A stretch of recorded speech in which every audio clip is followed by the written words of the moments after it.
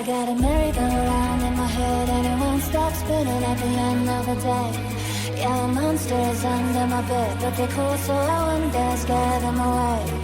I got a scary gang of crows on the porch, so I won't go swimming with the girls and the boys. Good morning. This is Gaming Perspectives with Saul. and Jolene. And today we're talking about... Why do GMs GM? Okay, there we go. I GM'd a lot. I would say I really started GMing a lot after about 2000, 2001. A little bit after 3.0 came out. That's D&D 3.0. Oh, yeah. D&D 3.0. And I think there was all kinds of factors going on there.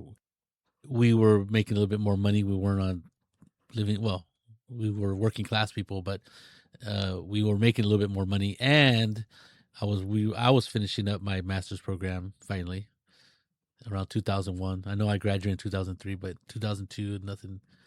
There was a lot of rebuilding in my academics. And anyway, so I was able to have a little bit more time. I wasn't going to school after 2003, and I was just GMing a lot because I am the one who had bought D&D 3rd edition, and I really liked it. And I proposed to my old players from back when I was in high school and stuff, and my brother, who was a little bit older than me. Hey, let's start up playing D&D again. And some newer players, because although you say you weren't GMing, you were playing space opera with Kathy and Annette and Dave. Yes. And Felipe. Right. So. Yes. And Dark Conspiracy, we played that too. Yeah. So it wasn't like we weren't playing at all. I'm not, you're right. I didn't go through that. I guess a lot of people who played in the old days, they took a hiatus from playing. You mean the 1800s? The 1900s. Oh, yes. I'm sorry. 1990s and stuff. Something people say they grew up or they were too busy, right? They graduated from college, they started a family. So certain hobbies went on the wayside. And a lot of times people who role play, they put that on the back burner or they stop playing. And I know a lot of people who've done that. And then they come back to playing. They have, they're empty nesters or their kids are grown up and then they go back to playing. I didn't have that problem. I just kept playing no matter what. And what happened was my son grew up with people playing role-playing games around him, and he wanted to play since he was a little kid. So I think a lot of things that happened in that time, and of course, you allowed me to play. You weren't one of those spouses that said, you got to not start playing, you got to do this and that or whatever. Whatever happens, sometimes spouses don't like the hobby or think it's taking too much time. Okay. I mean, you could see that, right? You could see where that certain spouses would say something to their person who plays role-playing games. I have seen it. Where the spouse gets angry or tells them not to play? Or No, I know guys like that. There's several that their girlfriend or wife doesn't have anything to do with gaming. Oh, there's that, but then there's people who are active, spouses who actively say, I don't want you playing anymore because we have kids to raise or a career to foster or whatever. I've never heard that, but I have never heard it either, but I've heard of things like that happening. Now, I don't know if those are make-believe stories. As our friend Shannon says, sometimes you got to pay the family tax. The family tax, yes. So another thing that helped me buy a bunch of RPGs was eBay, right? I was able to get these old games and I thought games that were cheap, right? They were used, and eBay at the time, pretty new, right? And things were going pretty cheap. I could buy a lot of RPGs for half price or even less. Thanks, eBay. Also, there were used bookstores where you could tell that somebody either died and their collection was donated or their girlfriend made them get rid of their collection or something. Oh, something. See, you say girlfriend got rid of their collection. So, that's because that's what you tell me. So with all that, I know that I like to GM for various reasons because I have a large collection of RPGs and some of them have never hit the table. And I've actually coming to a realization that some of them may never hit the table, mainly because there's no interest in it from my people that I play with. And we play a lot of different RPGs with this guy. You say we play a lot of different ones. I think we do.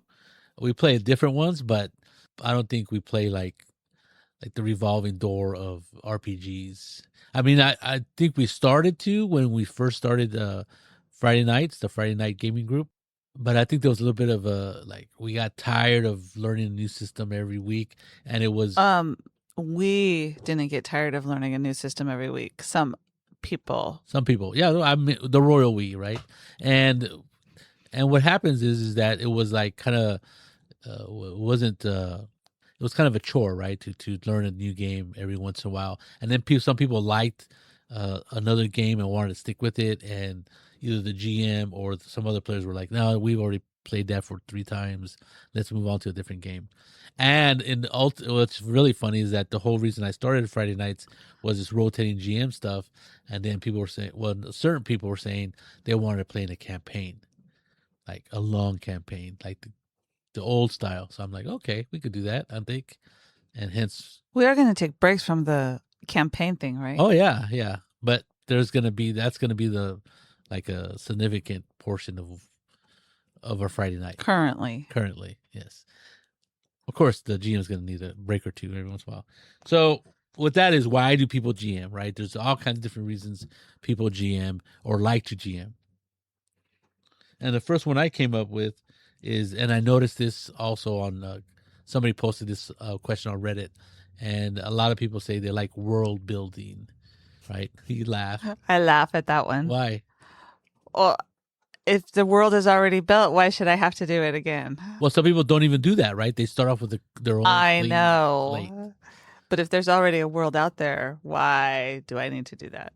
Well, a lot of times I think it's easier to come up with your own stuff and then know what's going on than to try reading a huge book or even a small book about the world and then having for you to remember what this part of the world looks like or what the deal is with this area or who's in charge and how big is the population. So when you start off world building, I mean, literally make the world or at least a section of it, you are coming up with the reason towns exist, the commerce, all kinds of ideas. If you think about it that much, then you just know stuff because you're the one that came up with it. And I think that's like the difference between a written RPG, a written module, a published module that you have to read and for an adventure or come up with your own.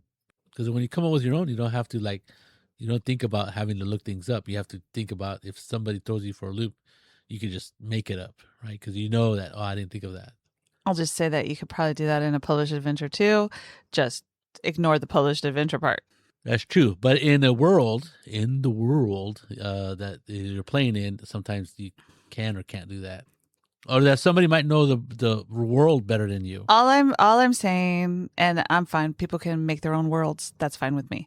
But I noticed that when one time you went and you met with these people at a coffee house. Yes. About world building. Yes.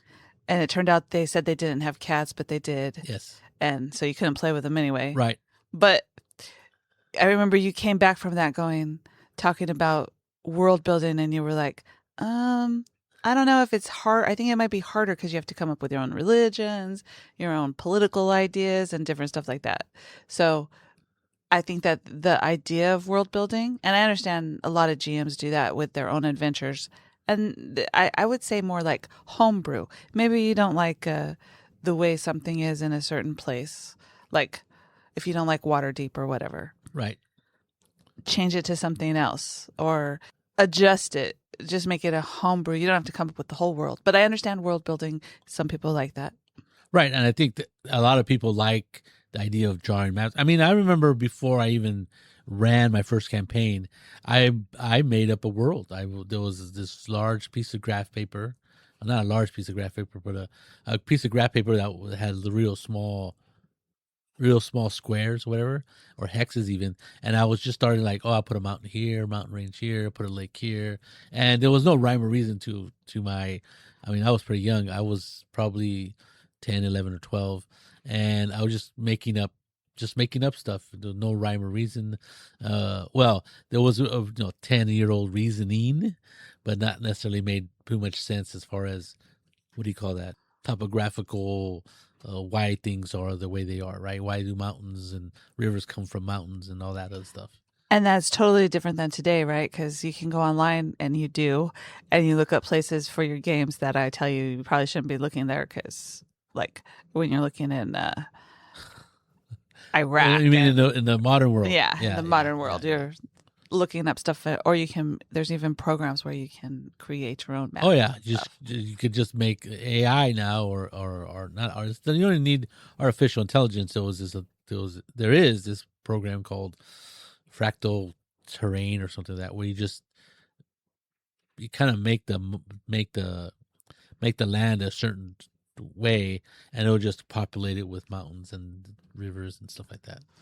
So that's one reason people like to GM. Well, I think that as a GM, you are in charge of the world, right? Theoretically, and you make up the world and you think up of the world, especially in fantasy games, right? Like my brother, he made his own map in my own world called Cardoza, and didn't use published world. He made up his own. He had his own map, and he knew what the people were simply because in his head he had come up with it. I think a lot of people just do that because they're naturally inclined to want to world build, and they like drawing maps. I remember making a temple that later on I didn't use for like 10, 12 years. I made this temple when I was a teenager or a young teenager, and I ended up using that basic idea for a temple, turned it into a monastery, and that's where later it became Fort Flint. As you remember. And those were maps that I had drawn. I just came across them. I go, oh, I could use these finally. And I've done that before. I made up a whole town, a whole town for when I was going to run in Greyhawk, but I never used that. And I've made a ton of dungeons and stuff when I was a kid that were never used, or in fact, later on, I go, oh, look at this. I found a map. And I go, what could we, because my 12-year-old brain's a lot different than my 20-year-old or 30-year-old brain. And I'm like, oh, I could do this with this map. And that's what I did. I would utilize those maps not all of them, of course, because there was a ton of them, and some were totally terrible. But there was some that had some good ideas. My 12-year-old self had good ideas, and later on, much later, I was able to utilize those in games that I actually ran. D&D anyway. So I think it comes naturally when you're playing as a young kid and you see these maps that people have. You want to emulate that, so you may emulate the world. You make dungeons. You make skyports, starports, and you make buildings and stuff like that, diagrams, whatever. And I think that's just some people like doing that, and I think that's one reason why you're a GM, because as a player, you're not usually asked to come up with a building or something like that. I know that when I was the only thing that I have done like that is like a cave system, or I wouldn't call it a dungeon. I would call it a cave system, because that's where you guys were, Right. going into a cave. Right. And I just went online and found I forget what it's called, Dungeon Jom or something. I don't know. Don John or something like that. Yeah. And I told Alan about it, and when he was running a game, he went on and he did the same thing. Does it generate it randomly, or You kind of, you put in what you want, and then you can populate it with monsters. Oh, wow. So it's a lot. I can kind of understand the world building thing, but as in, I want monsters that are, and it gives you ideas, right? And then you can go, oh no, that's way too far. Like I got a mind flayer one time, and I was like, I go, okay, we'll try it. And then I talked to Ian because he was helping me run my monsters, and he's all, this is a really bad monster, Jolene. And I'm like, oh, okay. We'll just put one of them. just one? Yeah. Okay. Yeah, so I think that is a draw for people to GM, because they like that endeavor of world building. So you're not just talking about creating the world, but you're talking about creating the scenarios in the world. And therefore the maps and stuff, and that, I wouldn't say architectural outlet, people who are like that minded, but there's some people who like visually making things or physically making things and seeing their work on the paper, or even now on a computer. You can do it on the computer and print it out if you really want it on paper. Right. So I think that's one thing that attracts. And all the VTT VTTs. V- You like Roll20. You Yeah. can go in and you can make your own map of the Yes. town, which I've seen you do several times. Right, and then people can get really creative with VTTs and stuff, and make like you could draw your own map, scan it, and then use that as a PDF, and then turn that into a map on the VTT easily. I'm sure. I've never done it, but I know you can. So there you go. That was number one. That Next, was one of okay. kind of along the same lines as world building is that when you GM, it lets you have an outlet for your creativity, right? And I think, and I know I might ruffle some feathers out there, but I think a lot of GMs are unrealized writers. You laugh. Well, you don't think so? No, I laugh because when you say a creative outlet, I think about the GMs that want to railroad you down their idea of what's going to happen, right? Well, that does happen. You've written out the story of this is what is going to happen. Let's go. And then I'm sitting in the game going, I want to do this. Oh no, you can't do that. Have you ever been in a game where they actually told you that? Where you couldn't do something? They haven't told me I couldn't do it, but I've attempted several different things and none of them were. Oh, okay. You were blocked from turning left. Where you had to go straight. Right, I gotcha. Yeah, I'm not saying that. I mean, I'm not saying people who the creative outlets they want like those. Like you always say, those are the people that they should just write a book if they want their players to do exactly what they think they're going to do. Yeah, if the players aren't doing what you want them to do and they're ruining your plots and this and that, go write a book and stop GMing immediately. That was out of Spirit of the Century. I still remember that. And it's very eye opening to me when I first read that. I'm like, yeah, I don't. All of a sudden, it's Canadian. I don't want to do that because it's not fun, right? Because I've been in games that were real railroady, and I didn't have a particular terrible time, but it wasn't a particularly good time, or fun. It can be frustrating when the players are trying to figure out what the GM wants you to do, Right? Versus what the player wants to do. Yeah, because we want to do stuff, and they're like, well, that's not, however they manage to corral you into a certain direction. Sometimes it's heavy-handed and it's very noticeable, and sometimes it's people are very skilled at it, and so it doesn't feel as railroady. But a lot of times they're not that skilled.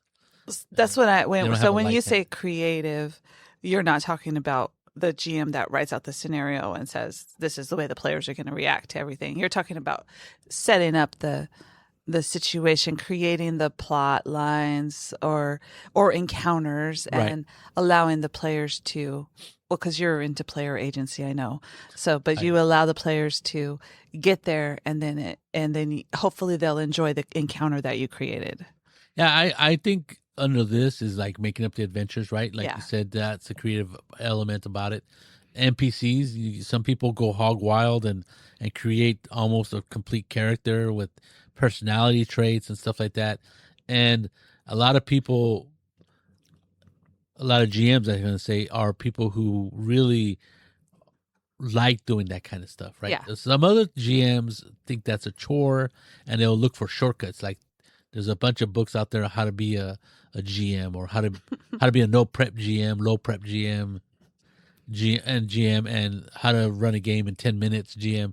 So a lot of those people probably aren't that creative outlet type in a certain sense, that they like building the backgrounds for their NPCs. They like some convoluted storylines that may or may not even be realized by the players. So that's what I mean by a creative outlet, in the sense that they're making up a lot of stuff, even if they don't get it played. Even if they don't use it. Right. Well, and I can understand that. Like, I know that the hardest part for me was when I was running for the boys when they were teenagers, and they were like, their characters were like, what, 8th, 9th level in Pathfinder. Oh no, I think we were playing 5th edition. And I just remember going, well, they do like 92 points of damage each when they hit a monster. So in my brain, I'm like going, how can I get something that's going to challenge them so they're not going to be bored, right? Right. So coming up with ideas for monsters and stuff was the hardest part for me. I mean, there was the ultimate goal of whatever it was, rescuing somebody or finding something. Right. But then there was how can you make it fun for all of the players so that they're not bored at the table? And they really liked combat. They liked role playing with the bad guys, or not the bad guys, but role playing how they're going to get the bad guys and that kind of stuff. So that was the hardest thing for me when I was like trying to come up with things for them. Right. So creatively, I was like going, okay, I looked through the monster manual, and then I'm like going, okay, this isn't going to work. So I had to figure out how to do it. So I talked to them and figured it out. It was pretty interesting. So that kind of creativity, I can understand. Right. And that's what I'm talking about. That is that people, if they, I could say unrealized writers, I'm not saying that those people are the best GMs or anything, or that they are good GMs, but a lot of GMs are that way. And for the most part, I think they do a decent job of separating themselves from the game, right? In a certain sense, that you're not writing a book and playing the RPG at the same time. Right. Because those are two totally different things. And I think a lot of people realize that. Very few of them are, like you said, they just they're testing out their plot lines in the book and see how the players do. I didn't actually say they were writing a book. I just said that when they write an adventure, yes, because I've always found that players don't do what you think they're going to do. Oh yeah, never.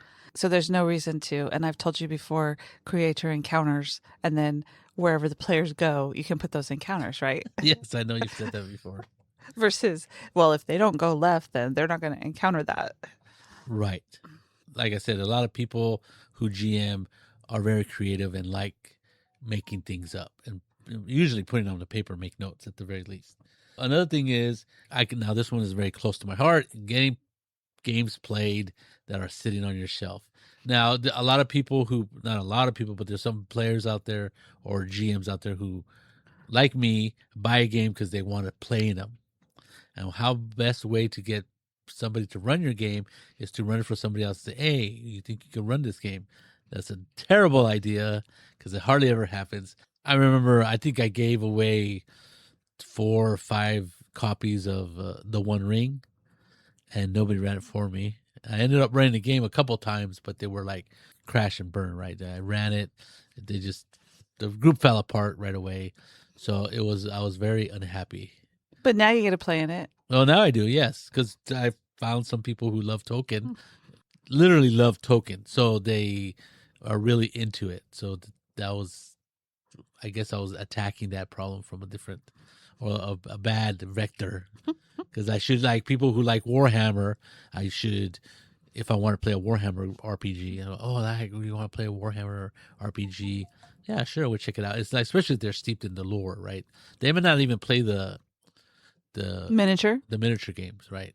Because I know a guy from work, he really isn't, he's read these books, and like one time I got into a conversation about him, and he goes, he was asking me if I had bought anything, and I had bought a Warhammer book. He goes, and he starts going off on the, what is it, the background of this and that, and the Horus Heresy, and I'm like, okay, yeah, I'm not in that much into it, bro. And he goes, oh yeah, this is a great book and this and that. I'm like, okay. And I have quite a few games, though I have actually done a pretty good dent at playing a lot of the games that have sat there that I have. Pretty good dent. Maybe one bookcase full. One bookcase what? Full of the books you may have played. Oh, no, I have more than that. I said you may have played one bookcase full of books. One bookcase? Yes. Full of games. Well, so luckily for me, a lot of the books are about one game. Like if I'm looking at I look at the One Ring, it occupies like half a bookshelf. And then I look at the D&D, about half a bookshelf, and so on. I know, and then like Pathfinder has almost a whole shelf. Yes, and Pathfinder has almost a whole shelf, which is kind of sad, right? Because I'm like, will I ever play Pathfinder again? I could reclaim a lot of space if I just sell those books. Well, your son wouldn't be happy with you on that one. Well, he said he was going to run Pathfinder, but he didn't. He hasn't yet. Well, he is going to college currently, so there That's you go. true. That's a big push from people who have a lot of games, and it's, I wouldn't say depressing, but they feel kind of bad about it because it's money.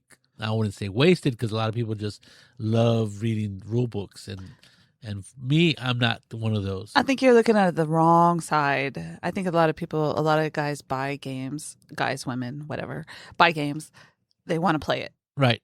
And they can't find someone to run it, so they run it for their friends. Correct. And if their friends like it, they keep running it. Right. And that's what they do. Yes. They buy a new game, they read it, Yes. they introduce it, and they go. Right. And that's I think that you're thinking that they want that they have all these games on their shelves like you do, which I don't think that many people do. And they're going, okay, when can I play this one? And that kind of thing. I think it's just that they find something they like, or they play in it at a convention or whatever, and then they go, I want my friends to play this. I'm going to buy it, and we're going to play it. Right. You're right, because I do go to convention. We do go to conventions, and they have flea market days or whatever. And some people are selling the games that they don't play, both board games and Role playing RPG, games, right? yes. And I'm like, oh yeah, hence why I have such a large collection of stuff. Yes. It's because I do buy stuff on, and you're not helping me lately. You go, oh, you should buy that one. Well, It's because cheap. we talk about them, and I go, I'd like to see I'd like to read it. So, well, I should stop that though, because you probably have a PDF of it on Drive Through RPG. Some of them I do, some of them I don't. So, what's your next one? This is kind of a more difficult thing to say, but some people GM because they like being in control. Now, I'm not talking adversarial GM in a sense, but they like orchestrating the game, right? They like, They're a Type A personality. I'm not sure what that is. They're in charge. In charge. Yeah, I think that you're right. I think that is a person that will GM and likes GMing. I'm not talking about some maniacal, I'm in control. I know all the rules, and any rules that I'd say is rule. No, I'm not talking about that kind of crazy person. But there's some people who just like being in charge. They like controlling the pace of the game. They find that kind of exciting. I think the best example of this is for everybody who drives. When you're riding in the front seat next to somebody else driving, you may feel like you don't have control of what's happening, right? And that drives Saul crazy. He wants to be in control of the car as you're going down the road. Okay, I admit that is true. I think when you translate that into gaming, Yeah, that's why a lot of people GM, because they like they want to know what's going to happen, right? Versus when you're playing any game, you're presented with a scenario and you're going to go through it to see what you can do. right. Versus being the GM. So that's what I think you mean by being in control. I don't know if that's what you really mean, but that's what. Yeah, that's a very good example of being in control, and not necessarily dictating what the players can do, but just kind of like driving the cart, right? Yeah, because when you're sitting in that passenger seat, you feel like something that you don't know what's going to happen. Versus when you're driving, you're in control. No, I agree. And so for translating that into the GMs, when the GMs are playing, and I think that when GMs play games and other people are GMing, sometimes they feel like, oh, I wouldn't have done that. I didn't like that. How do I get? And they have a hard time getting into being the player. I've told you that before, that I at certain times it must depend on my mood or whatever, or how, whatever. I do that, right? I've told you not too long ago that I go, well, I wouldn't have done that as a GM. I don't think that was a good choice. And, oh, I didn't like that. He should have let him do this, or she should have let him do that.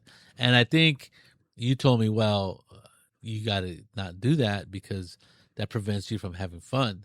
And then you are not in the game. You're critiquing the game the whole time. And that means you're not playing. That means you're not having fun. And I think I've done that both, where I'm critiquing and I'm going, you know what? It doesn't matter. I'm not running this game.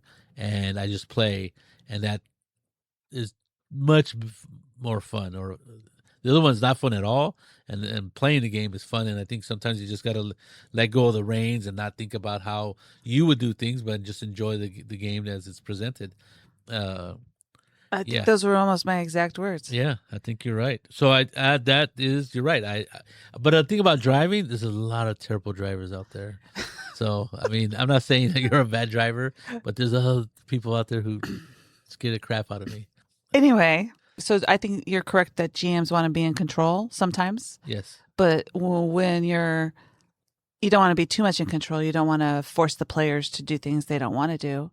Oh, yeah. I mean, some people try by, what is it? Bowling, when they put those things in the gutter to prevent you from rolling a gutter ball. Yeah. So they're kind of coaxing you to stay toward the middle of the adventure. So I think depending on how much coaxing there is, like, is it a hard coax or is it like, oh, you might think about doing this, or you know what I mean? So I think there could be these hard bunkers for role playing, and some GMs use a softer hand for controlling the game. Is that all you want to say about controlling? Yeah, that's all about saying about controlling. And then the end is there's always the MCGM, the Master of Ceremonies. They like people coming over their house. It's mainly a big social thing for them. They like people coming over their houses. They like people who are, They like people coming over. They like giving them food and that kind of thing. The experience. The experience, right, of being... and then you don't have to take your books anywhere, which kind of helps. Like if you play it like Shadowrun or something and you want to take all these books and stuff.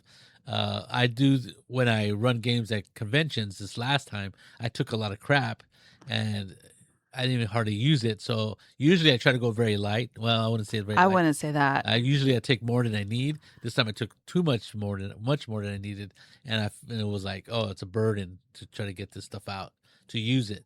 It wasn't as easy. And it wasn't as easy. So, and people who like their friends coming over, they have a nice table, like let's say one of those gaming tables and stuff like that. Those are people who GM and like to be, I want to say the center of attention, but they like people coming over to their house. And it's more of a social thing than a gaming thing. I think all role-playing games are social because you're talking to people. Yes. But I understand what you're saying. And I think that has a lot to do with playing role-playing games is being able to have your friends not necessarily come over to your house, wherever you are. I'm spoiled because I get to go to Cowie's house to play, and she puts out like a spread of food. And right. I'm thinking like most places that have chips. Well, when people come over to our house, we just say bring something, and we'll have pizza or something, right. And then that's the way it goes. Right. Yeah, there's all kinds of factors of why people like GMing. These are just a few. There might be some that we didn't think about. You can always let us know if you have some. There you go. This is Gaming Perspectives with Saul and Jolene. And you have a good day.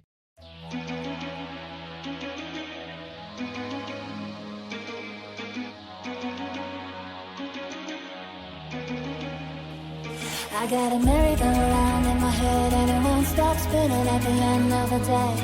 Yeah, monsters under my bed, but they're cool, so I won't dare scare them away. I got a scary gang of crows on the porch, so I won't go.